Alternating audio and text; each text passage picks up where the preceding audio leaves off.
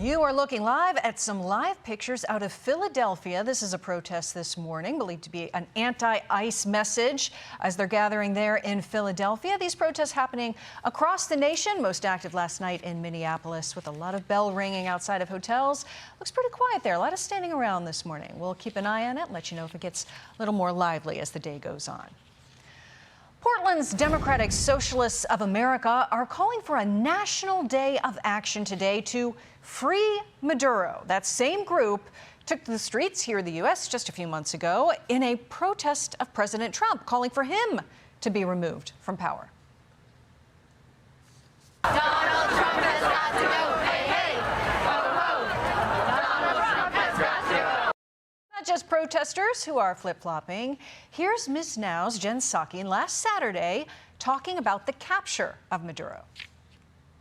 If you're sitting at home and you're watching all of this unfold and you're trying to make sense of it all day to day, and you're wondering if this isn't about an arrest of a bad guy or about drugs or about oil or about regime change, I get it. I mean, it's confusing because the Trump administration has made it all confusing because they don't have a justification for this that makes sense.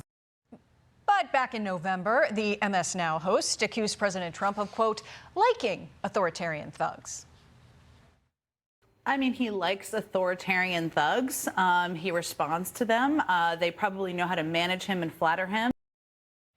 And here is Jen's colleague, Rachel Maddow, on Monday. Maybe what this is the simplest thing imaginable. Maybe what this is a president who can barely bother with coming up with some clearly false pretext, because what he really wants is totally unilateral, totally unaccountable, unquestioned ability to use the U.S. military anywhere for any purpose against anyone, even if it is inexplicable or unpopular or even illegal. And here she is back in 2024 accusing President Trump of being a dictator.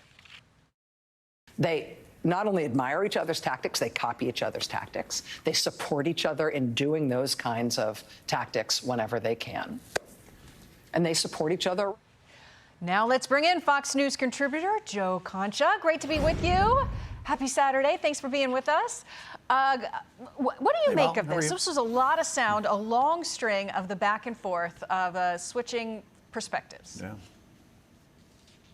Well, I got to give a golf clap, by the way, Molly, to you and your producers, because that is journalism we just saw right there. That's the old Tim Russert, Meet the Press. OK, here's what you said then. Here's what you're saying now. Boy, that seems like a big contradiction and completely hypocritical.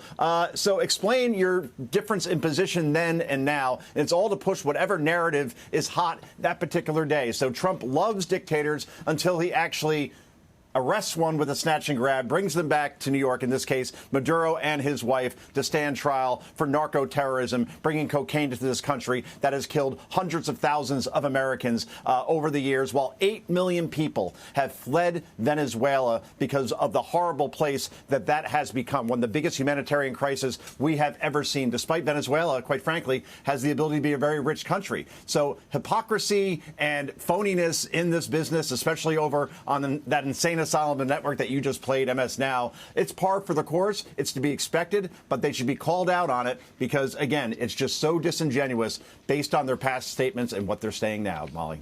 Yeah, and, you know, it's a tough crowd over there in some respects, and more specifically, a tough crowd on The View. So tough, in fact, that Jenny McCarthy, who spent some time over there, said that she would never, ever go back.